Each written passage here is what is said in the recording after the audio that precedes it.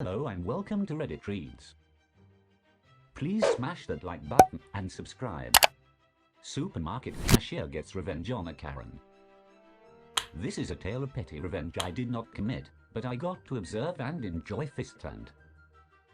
I had picked up some groceries at our local market and was in the checkout line.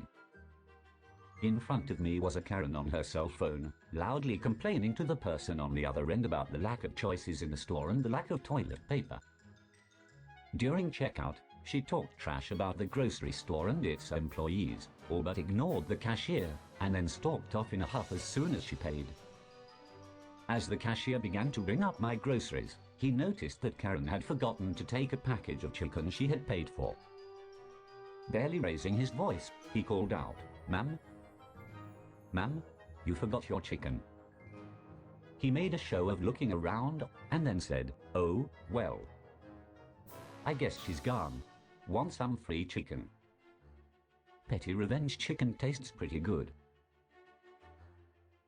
Go ahead, buddy, keep stealing packages, eventually you're not gonna like what you get. My area has a problem with porch pirates and the cops are thoroughly useless. Your camera isn't good enough to prove the thief's identity, the stolen package wasn't valuable enough, there's always some excuse for just letting it go. At least one lives in my apartment complex, but management can't even make a case for eviction without the cops being willing to at least say, "Yeah, that's our suspect." So the problem only seems to get worse and worse every week. Today I got it. Again. It was a $5 package of sewing supplies. It was left on my doorstep, with photo proof, but by the time I got out there it was gone. Now, I'm sitting here in the middle of a crisis, making a point not to go out to a store for anything I can wait for.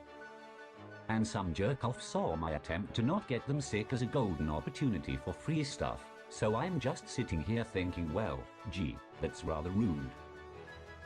But I wasn't going to dwell on this. I had chores to do. Namely, my cat's litter boxes needed cleaning. So I got an empty mailing box and got to work.